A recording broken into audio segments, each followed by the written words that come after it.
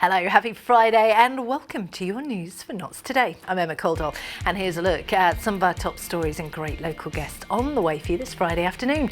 And this week saw a report by government commissioners at Nottingham City Council being published on its progress towards financial stability.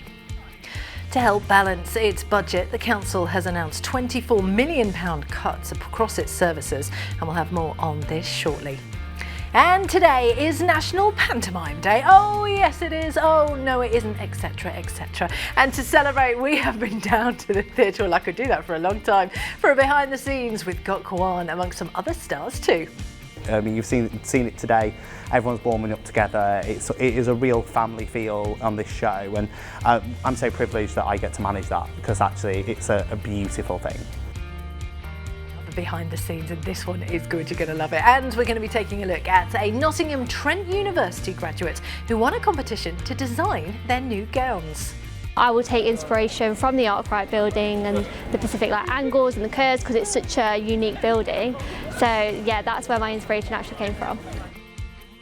Plus, we're going to be taking a look at some of the things you can do to get yourself in the festive spirit this Christmas. One of our dedicated What's On Guide guests is going to be joining me to drop some festive gems very shortly. And in sport, tomorrow 5th meets 6th in the Premier League. Nuno Espirito Santo says his team. He expects the game to be a really tight duel against Aston Villa. Villa is a very good team of football. The way they manage the times of the game, their possession, the way they defend, the way the effective, the quality and the talent of the players. So by saying that, big task ahead of us.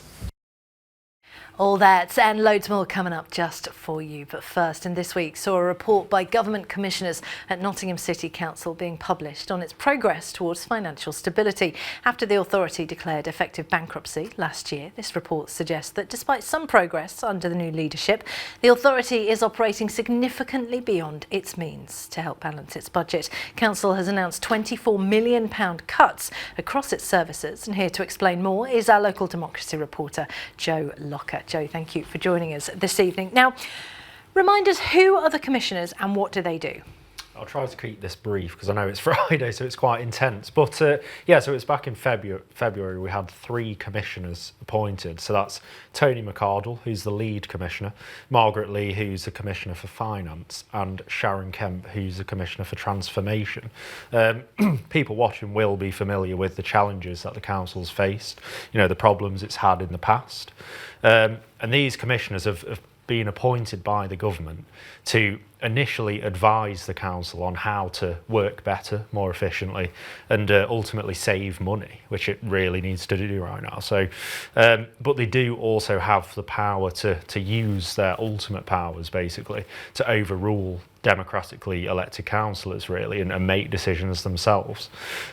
So, as I say, at the moment they're advising, but there is that possibility if things aren't progressing quick enough, they can, you know, step in to take charge almost. Blimey. So what has the report said? What have they said, these commissioners, in the report? Yeah, it's quite a sobering report. You know, if you're watching it at home having a drink, it might sober you up somewhat. But, I mean, the top line really was that to continue operating as the council is, council tax would have to go up by 46%.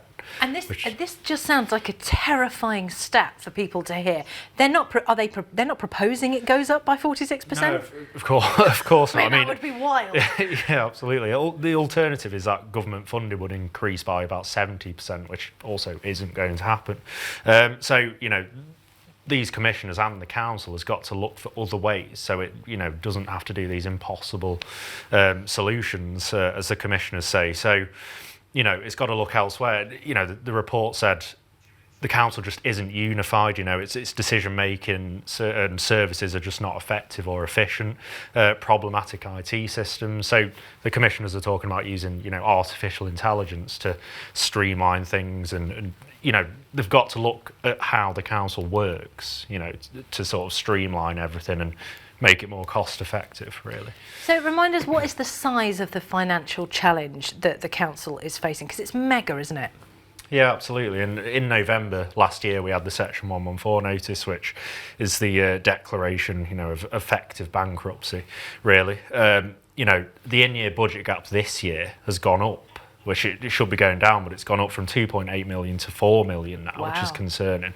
And then next year, from April 2025, we're expecting a £69 million budget gap, which is, an incredible amount of money it needs to, fill, really. And then over the next 3 years, it's 172 million in total. So tough times. I mean, really tough times. What are the government saying they're going to do to bridge this gap? Yeah, so, the council and the commissioners say it's about getting the house in order, really. We've got savings next year totalling about £17.9 million. So that's reviewing adult social care packages to sort of streamline them and, nip things in the bud before they become more problematic. Museums like Wollerton Hall, the Castle, are going to be run under a charitable trust. And the largest savings are being made in the back office, really, so streamlining staffing, management, that sort of thing. So, there's some really difficult decisions ahead, and there's a consultation starting next week which people will want to engage in to determine what happens next. So this is the council going to ask for our opinions, basically? Yeah, absolutely, and it's important people do engage. You can find it online. I think you can go into libraries, Loxley House, to write your thoughts down and suggest alternatives even, and all this will be considered.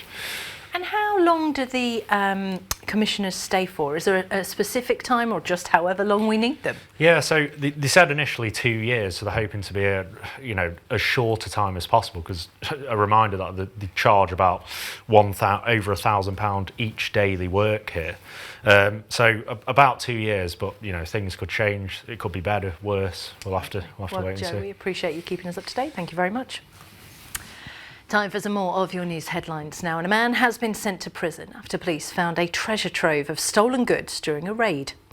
42-year-old Zamil Zabiki has been jailed for 2 years and 4 months after pleading guilty to 2 counts of possession with intent to supply when a room full of stolen goods and a large amount of Class A drugs were uncovered by police during an intelligence-led warrant.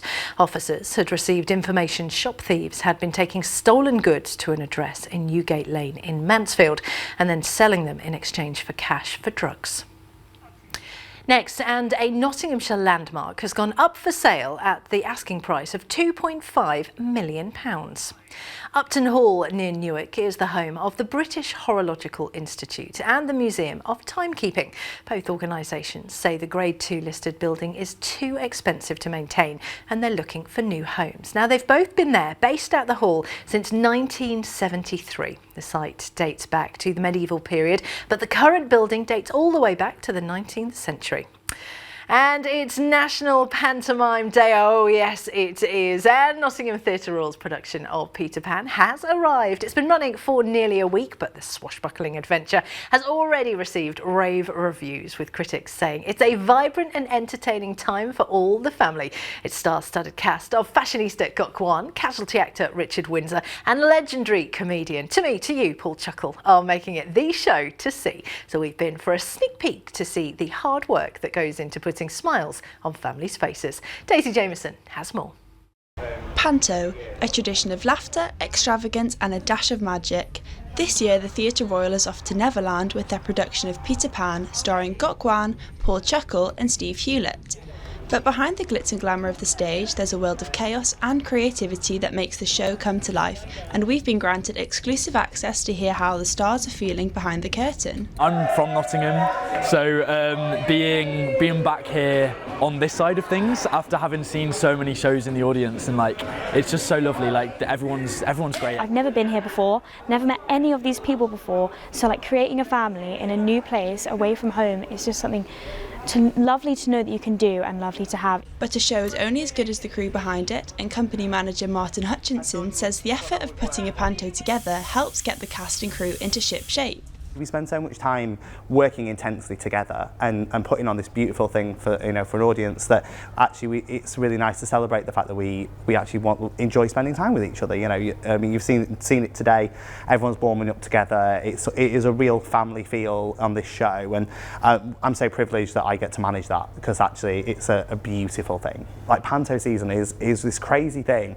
It's this whirlwind 6 weeks where we do the equivalent of a West End show, and we pull everyone together, and then in 6 weeks' time we all disappear and we never see each other again. And it's a really crazy mental thing. But for Christmas and New Year, we're each other's families. With thousands of people expected to be packing out the Theatre Royal, they want to put on a show that's accessible to all, with British Sign Language interpreters like Donna Ruane ready to help translate the magic. For Panto, it's so lovely because it's interactive, so it really encourages that. And we just see a lot of deaf community members coming along, having fun, being able to share it with both deaf and hearing members of their family and their friends. And it's just a great social kind of get-together for them. Peter Pan is well underway and the show will continue up until the 12th of January, proving that this literary classic will never grow old. Daisy Jameson for Notts TV. So what were we supposed to say? They said something to Notts TV. Right. Merry Christmas! Yeah, well, he said Merry Christmas, Notts TV. Merry Christmas! Happy New Year! Woo! You're so good at this. Thank you, I'm trained. Yeah.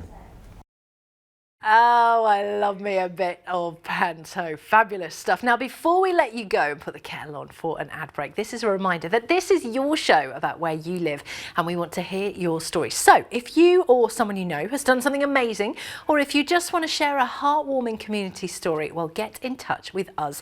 We are always on the lookout for your great pictures too of Notts for our photo of the day. You can also contact our reporters and our producers. We are open and would love to hear from you. You can find us across socials on Facebook, Twitter and Instagram on the handles just on your screen now. Just drop us a message and one of the team will see it. Or you can get us on email at news@nottstv.com. Now, when we come back, we'll have loads more Notts news and goodness on the way, and we'll see you in a sec. Bye-bye.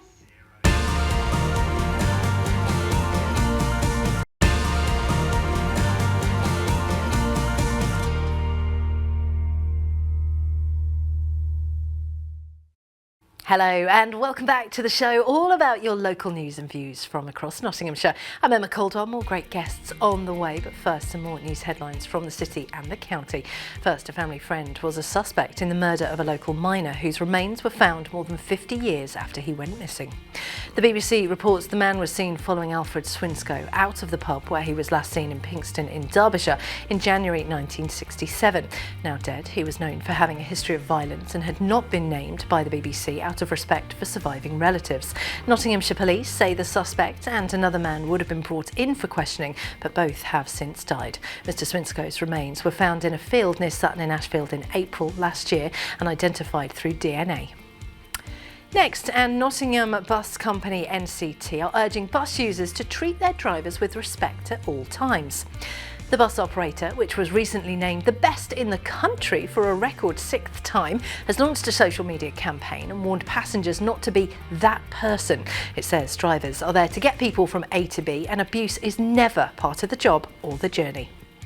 Now, earlier on this week, we spoke with former Nottingham Forest manager and coaching legend Billy Davies. The Scotsman managed Nottingham Forest during two memorable spells for different reasons. Firstly, between 2009 and 2011, and then from 2013 to 14. The full interview is out in a programme special and on YouTube, but here's a little taste of it.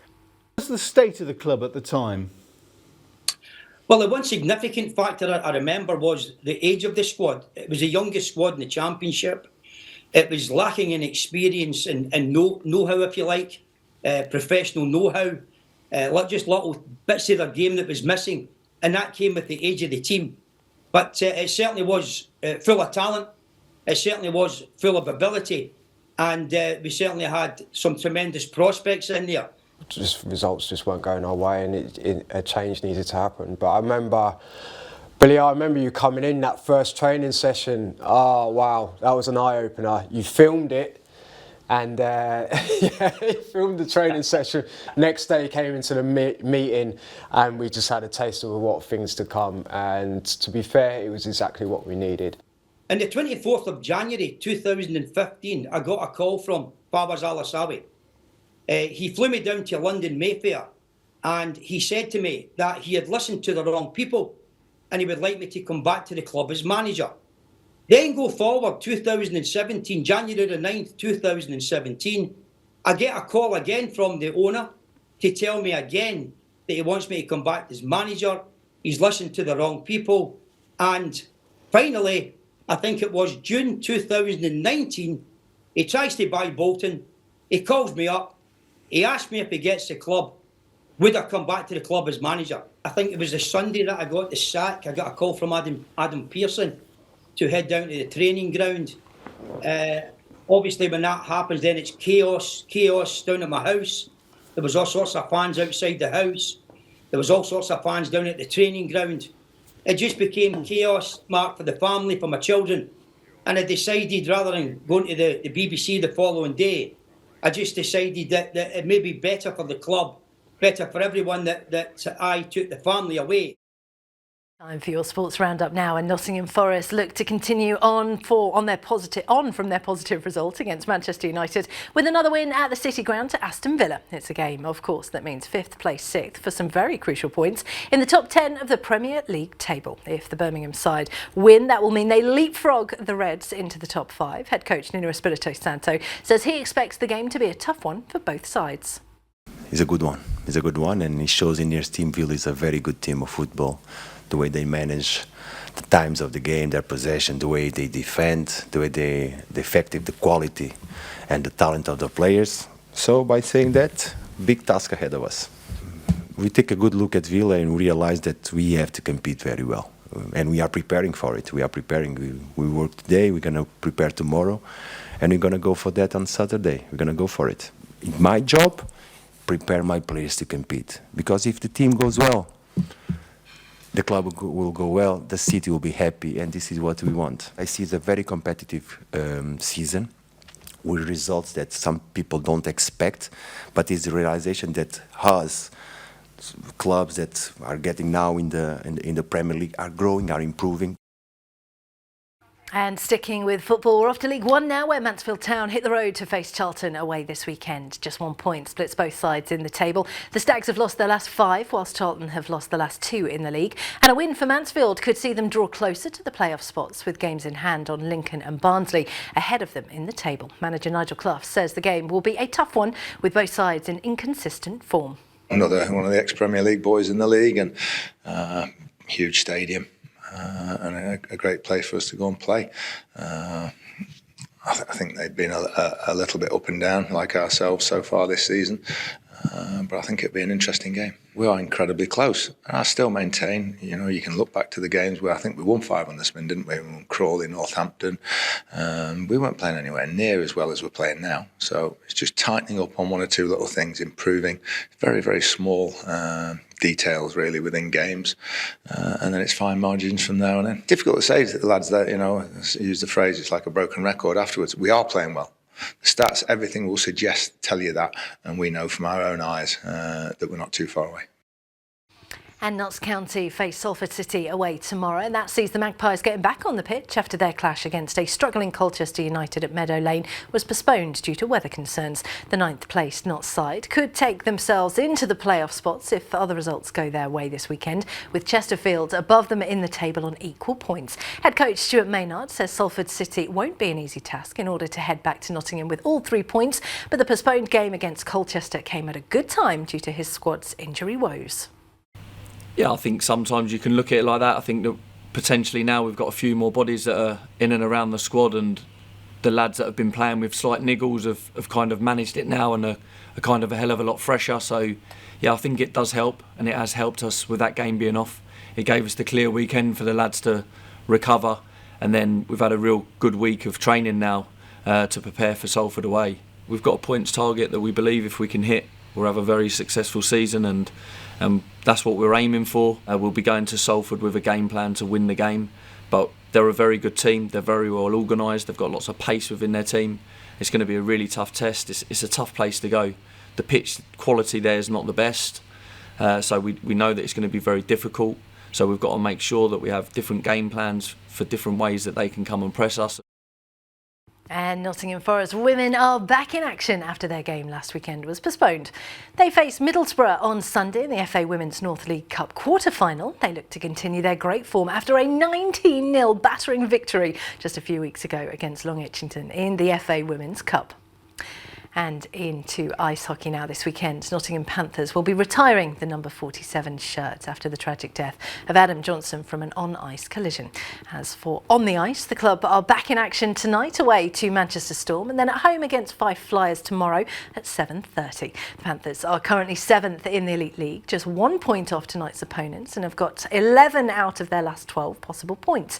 Head coach Danny Stewart says he puts it down to the whole side chipping in with goals. You know, we're getting contributions from everyone. You know, that Contos Fossier hairline is giving us, you know, contribution every night, which is a big difference as well. When you got a line that's scoring a couple every night, and then you know you get contributions from your other lines as well on top, you're going to win more games than you're going to lose. You know, Beds continues to give us a chance to win every night, and I think this league is so close and so competitive that it's such a fine line between winning and losing. And you know, a lot of those losses before the streak were 1-goal games where it was the difference between a mistake or a special play. And you know, right now we're getting the right plays at the right time and the timely goals. You know, when we're up 2, we're getting the third one, and you know, we're finding ways to shut teams down. And Nottingham Wildcats women's face up against Caledonia Gladiators next Tuesday. The Wildcats currently sit all the way down in 9th with 4 points, but the gap is relatively close to 4th spot Durham Palatinates, who are on 6 points.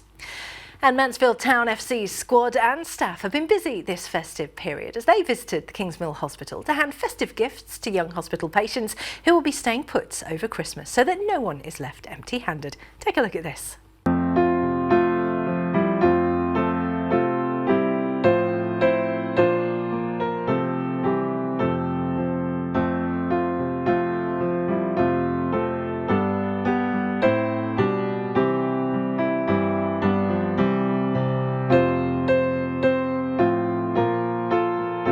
So we're here at Kingsmill's Hospital, it's on the children's ward at the minute, showing our faces, obviously trying to put smiles on faces, giving out a few chocolates and seeing the patients. So yeah, no, it's been a good afternoon so far.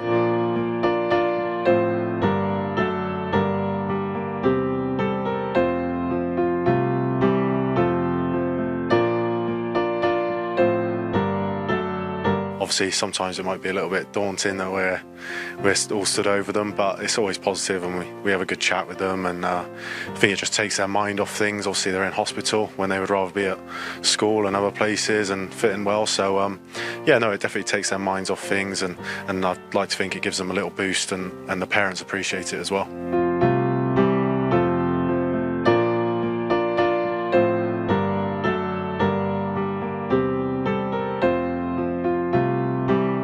Everyone's a community, everyone's together.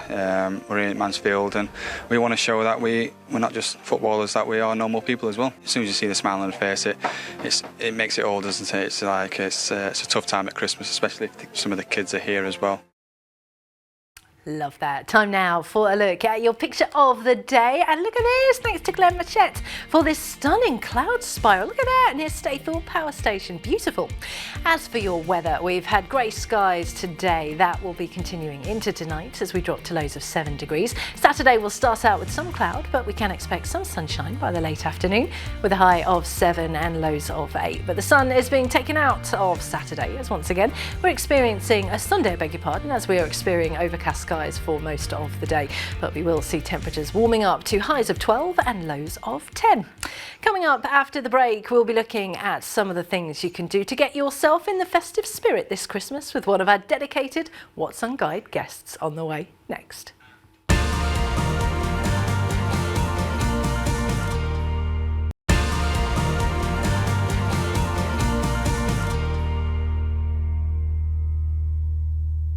Hello, welcome back to the show, putting everywhere in Notts on the map, from Bulwell to Bingham, Basford to Blytheth. We've got you covered. I'm Emma Caldwell. Let's have a look at some more of your local headlines. First, and Gedling Borough Council is talking with the East Midlands Mayoral Authority and the government to help it realise impressive plans to revitalise Arnold Town Centre.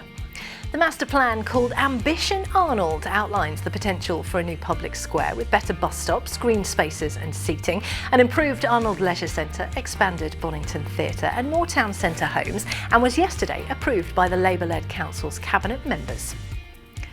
Next, Newark and Sherwood District Council are urging residents to be extra careful over the Christmas period in not falling for an increase in online scammers. The initiative, in partnership with Stop Think Fraud and Action Fraud, aims to strengthen the UK's cyber resilience by encouraging people to secure their online accounts by using two-step verifications when making payments online. This follows last year's festive shopping period that saw UK shoppers losing more than £11.5 million to online scams, according to the National Cyber Security Centre. Next is Friday night, the penultimate one before the big day. So let's see what you can get up to tonight with our What's On guide. First, the Pleasure Centre in Beeston has its Christmas craft chill and chat night. This just sounds gorgeous. You can make decorated glasses, cards, or just enjoy a mince pie or two. It starts at 6:30. Tickets are still available. Next, and Just the Tonic Comedy Club is at the Metronome tonight for their Christmas comedy special with Adam Bloom, David Hall and Jacob Hawley, and getting ready for you to giggle. It starts at 7. Tickets are £16, I beg your pardon. If you're going to that, enjoy. And if you're an Amy Winehouse fan, you're going to love this because the Amy Winehouse Band are performing at the Theatre Royal tonight. Tickets are £30 and that gets started at 7:30. And finally, the Palais has welcomed German DJ Paul van Dyk back to Knots to bring you the best of dance and house music. That starts at 9 p.m. If you're going out, tickets are still available. Whatever you're doing, have a great evening. And of course, if that wasn't enough, after all the Christmas holidays are fast approaching, you may well be looking for some festive fun. Well, lovely Eve Smallman, the editor of the Knots Edit, is your very own guiding star, giving you and your loved ones some seasonal shows and events going on across our county. So we welcome back Eve, looking very festive as well. Thank you. I am loving that. So, penultimate Friday before Christmas. What lovely Christmassy things are going on? Well, there's a lot of Christmassy things going on. So I'll start off with this Sunday, there's Carols by Candlelight at Nottingham Cathedral. I actually think it's such a bit of a hidden gem. I know everyone knows that we've got it, but actually sometimes you just don't take the trip up to Derby Road to actually go inside, but it's stunning. Carols by Candlelight, it starts at 3:30 and it's free entry, and there's more wine and mince pies as well. Do you know, there is nothing better for me than a Carols by Candlelight, and I know they happen normally a little bit closer to Christmas, but there is nothing better to get you in the mood. Whether you go to church all throughout the year, or this is kind of your time to step in, it's such a beautiful thing to do. Really Christmassy and really gorgeous. I love that. Yes, and they're doing carols on Christmas Eve / midnight mass as well. So if you really want to go there on, around the days themselves, you can do that too. Oh, that's beautiful. So that's happening on Sunday at St Barnabas Cathedral in Nottingham. Wonderful. Now, this one sounds very exciting. I've heard of a lot of immersive dining experiences, but this one, Christmassy. Well, yes. Sort of, because it's Scrooge. Yes, well, if you're one of those people, you're thinking, oh, you know what, I'm not really in the festive spirit this year, get actually into the spirit of, you're thinking, feeling a bit Scrooge-like, get into the spirit of A Christmas Carol at Kelham Hall next Wednesday. It's £60 per person, but you get 3-course meal, you get welcome drink on arrival, and you get to become one of the characters and help the ghosts out with bringing in the festive spirit. Love it. There are some really nice things to do with immersive dining. And I just think sometimes, when you go out for dinner, and don't get me wrong, I love my husband a lot, but sometimes, we've spent all this time together. But when you've got something to do as well, especially if you're with a crowd of people, there's such a brilliant thing to do. Immersive dining experiences, I think, are brilliant. I've done a wedding immersive dining experience where it was like a fake wedding. I know. So it wasn't a real wedding, it was a fake wedding. But things like this, honestly. I was going to say, was at someone's wedding? No, it was brilliant. So, of course, there was loads of dramas as well that you wouldn't expect at a real wedding. Oh, it was fabulous, honestly. That sounds really good. Oh, it was great. Bring them to Nottingham, it'd be fabulous. But a Scrooge one I am up for. Is this a one-night only affair? One night only, yes. So definitely get booked in for that. Lovely. So that's happening on December the 18th. Now, we all love a Santa's grotto. I know there's a lot around Nottingham. Santa is a very busy man. But this one sounds wonderful at the National Ice Centre. Yes, well, I've had a few people ask me, where can I actually go see Santa in Nottingham? Yeah. And yes, at the National Ice Centre from December 21st to the 24th, you can go see him, and there's going to be a cosy grotto. So you can meet the man himself, get a gift from him, and you can do some ice skating as well while you're there. It's £18 per person, and then there's slots, one in the morning and one in the afternoon, and there's allocated times you can go. So if you're doing some Christmas shopping and you just want to have, something to look forward to in the afternoon, or go in the morning and then do some shopping last minute, you could do that. I love that, and I agree with you. Sometimes, especially when shopping with the kids, I've got a 5-year-old and an 8-year-old. No, he's 9 now. And sometimes you do need that. Well, just do 2 more shops with me and then we've got this going on. I love that. I love the fact Santa's in Nottingham. I know he's a very busy man. But of course, Christmas is on the way. We've got 12 more sleeps until the big night. But then, of course, once Christmas is over, everybody starts talking about New Year's Eve. And you've got a great suggestion. Yes, well, Gok Wan, so everyone knows, fashion designer, and he's also starring in the Theatre Royal Panto this year. Yes, he is. Oh, yes, he is. But he's also actually a DJ, and he's putting those skills. Gok will be on the decks at Picture and Piano on New Year's Eve. I love that, and I love the fact that he's in Nottingham. He's doing Panto. Of course, Panto goes right through until the beginning of January at Nottingham's Theatre Royal. So he's in Nottingham anyway. Nice little New Year's Eve gig. Why not? Absolutely. If you want to just party, you know, like sometimes, you know, New Year's Eve, you just want to let your hair down, have a good time. It's the place to do that. I've got fun. And the thing is, he is such a good DJ as well, because I've never seen him. Well, he's slightly, you know, he's a similar age to me, so he's slightly older now. So he plays some really good classic tunes. He really gets the party started as well. I know VIP tickets have all sold out, so you've got to be quick with tickets for this one. Got to be quite quick. I think they're on their 4th release at the moment, so it's one of those where you need to plan in advance. Get the WhatsApp chat going to say to everyone, we need to go here. Love that. Tick off your New Year's Eve plans.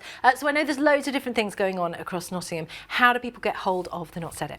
So you can subscribe to The Not Said It to get our articles for free in your inbox on www.thenotsedit.com. You can also follow us on Instagram and TikTok. And we also send out Knots Going On every week, every Monday, where we send out events, news and lots more. Wonderful. Will you be getting a break over Christmas? I will, yes, very excited. A little one. Well, we look forward to hearing more about January and February events in 2025. But Merry Christmas. Thank you very much for coming in, Eve. Thank you. All right, so in case you missed it earlier, it is National Pantomime Day. Oh, yes, it is. Just talking about Gok Wan DJing in Nottingham on New Year's Eve. The Nottingham Theatre Royal's production of Peter Pan has arrived. I was lucky enough to see it last weekend. It is fabulous. It's been running for nearly a week now. The swashbuckling adventure has already received rave reviews, with critics saying it's a vibrant and entertaining time for all the family, and its star-studded cast of course, fashionista Gok Wan, casualty actor Richard Windsor, and legendary comedian, to me, to you, Paul Chuckle, are making it the show to see. So we've been for a sneak peek to see the hard work that goes into putting smiles on families' faces. And Daisy Jameson has more. Panto, a tradition of laughter, extravagance and a dash of magic. This year the Theatre Royal is off to Neverland with their production of Peter Pan, starring Gok Wan, Paul Chuckle and Steve Hewlett.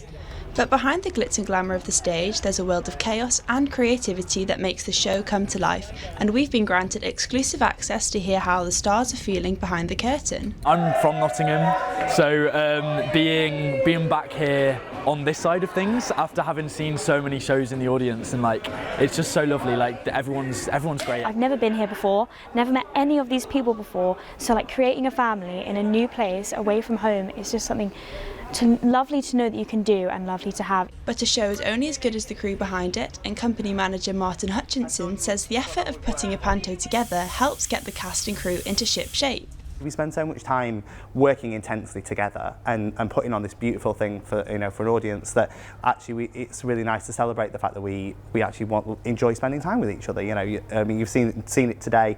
Everyone's warming up together. It is a real family feel on this show, and I'm so privileged that I get to manage that, because actually it's a beautiful thing. Like Panto season is this crazy thing.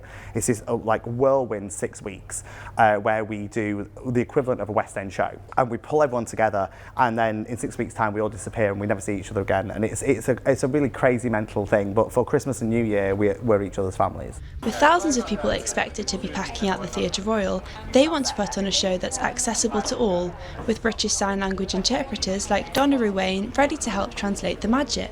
For Panto, it's so lovely because it's interactive, so it really encourages that. And we just see a lot of deaf community members coming along, having fun, being able to share it with both deaf and hearing members of their family and their friends. And it's just a great social kind of get-together for them. Peter Pan is well underway, and the show will continue up until the 12th of January, proving that this literary classic will never grow old. Daisy Jameson for Knots TV. So, what were we supposed to say? they said something to Notts TV. Right. Merry Christmas! Yeah, he said Merry Christmas, not TV. Merry Christmas! Happy New Year! Woo! You're so good at this. Thank you, I'm trained. Yeah. Do you know they are good? It's such a good panto as well if you're going to have an amazing time, and it's on right through until the 12th of January.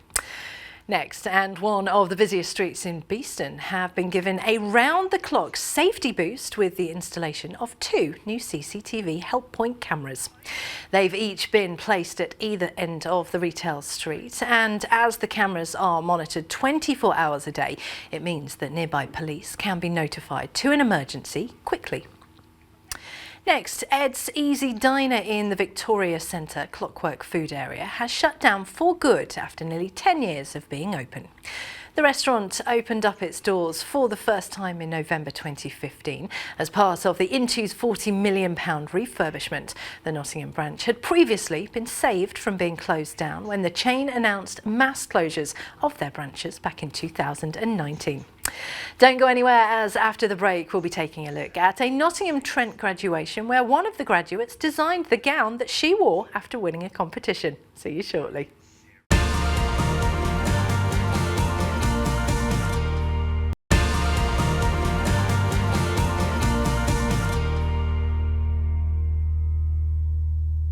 Welcome back to Notts Today with me, Emma Caldwell. Thank you for joining us. Here's some more of your news headlines. And tomorrow, Beeston school students are putting up posters to promote ways of reducing energy usage. The University of Nottingham students, Beeston pupils and volunteers from Greening Beeston are meeting at the Beeston Square tomorrow morning to launch the campaign, setting up signs and posters across the town to help show ways in which we can all do our bit to save energy and money too. Now, somehow, and goodness knows how, we are nearing the end of 2024. So, over the next few shows, we are going to be looking back over some of the best chats we've had on this show so far. And it was my turn to pick first. So, in a moment, we are heading back to June with Dr. Eleni Frisari from the University of Nottingham. Now, her research is looking into whether children born towards the end of the academic year are more likely to be diagnosed with attention conditions like ADHD due to the age difference with those born nearly a year earlier. Here's what she told us back in what was a fascinating chat for parents like me.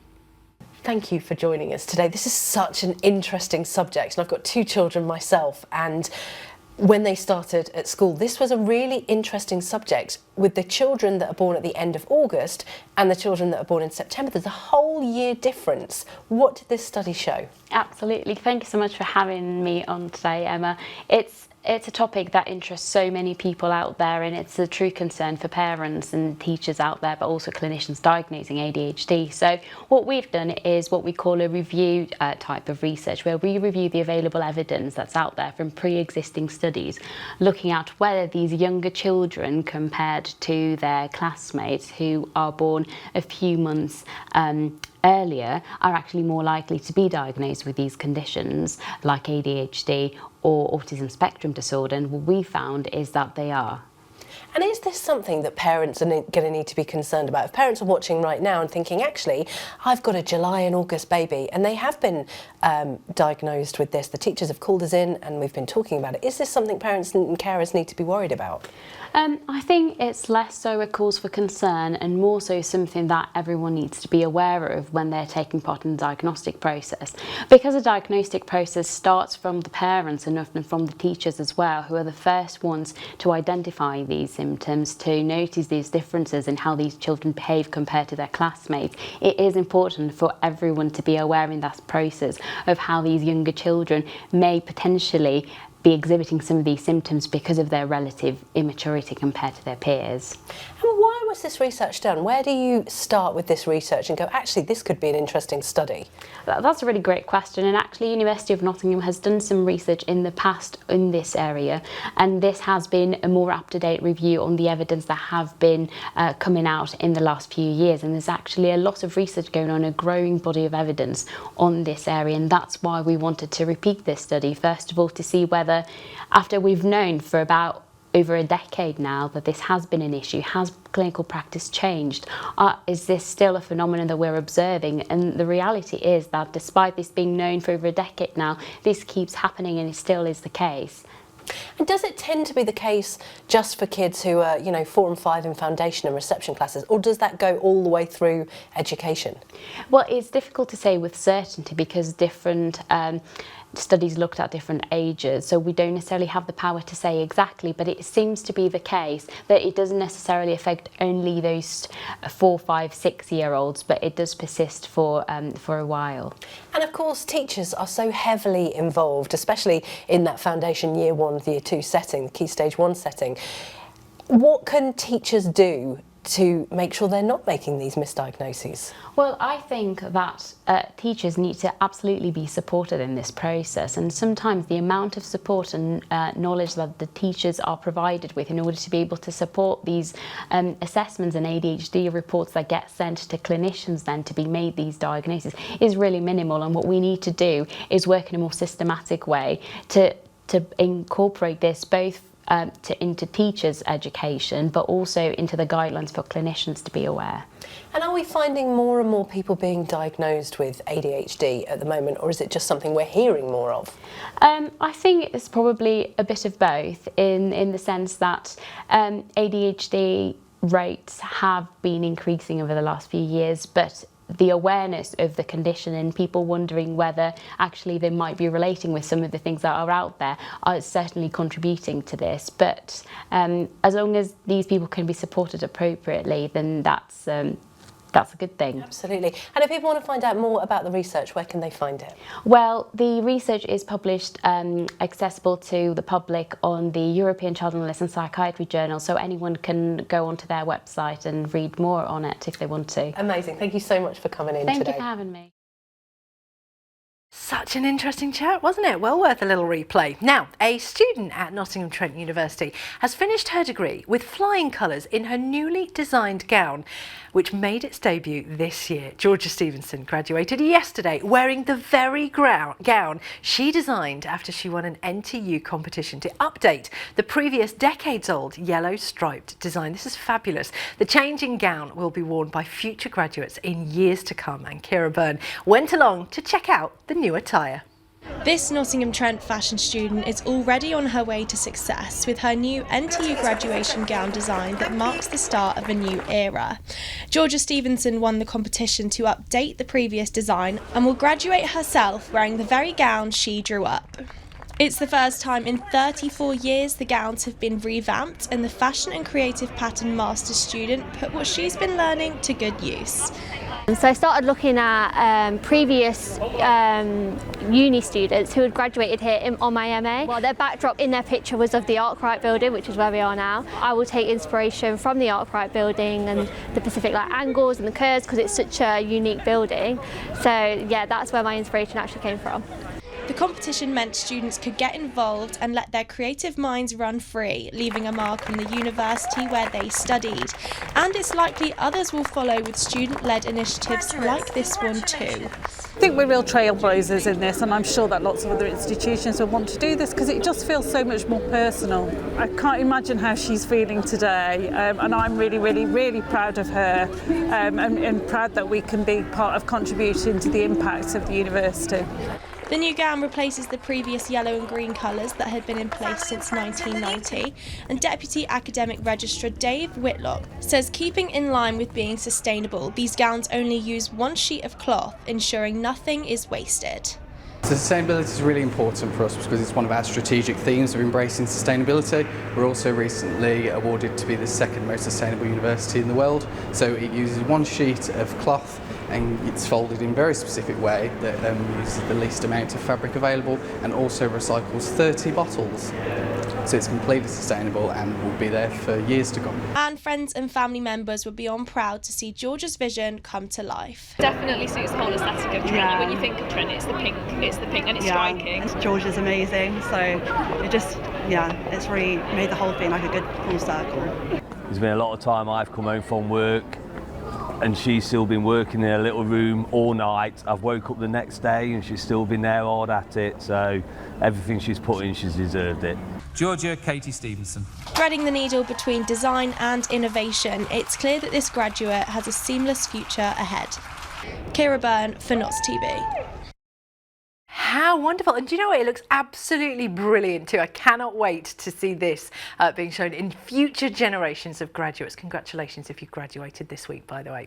Now, the latest episode of Team Talk is available for you. Mark Shardlow and Charlie McParland were joined by former Nottingham Forest forward Nathan Tyson, which you can catch up with on demand on our website notstv.com and via our official YouTube channel too. And the panel gave their predictions for Forest, County and Stags this weekend. Take a look.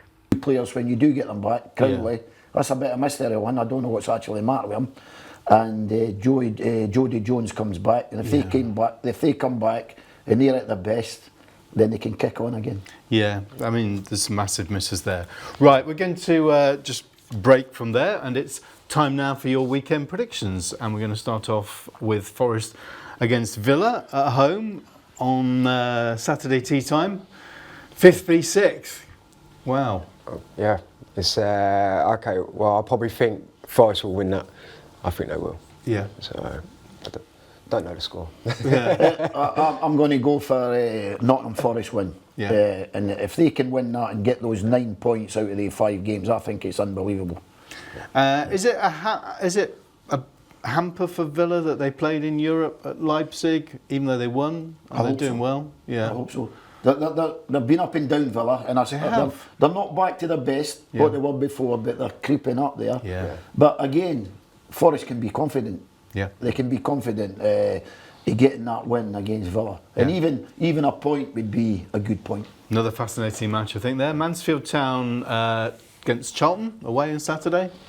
Tough one. Very tough. I will like to think that they'll break the duck and it'll be a draw. Yeah. Charlton not having the best of times either at the moment. I would take a point down there. Yeah. I'd take a point, yep. Okay, and Salford against Notts County away? I think Notts County will win. I'm going to go for... Salford have picked up a bit recently. I'm going to go for a draw. And don't forget, you can catch up with the very latest edition of Team Talk on demand right now on our website, notstv.com, or of course via the official YouTube channel too.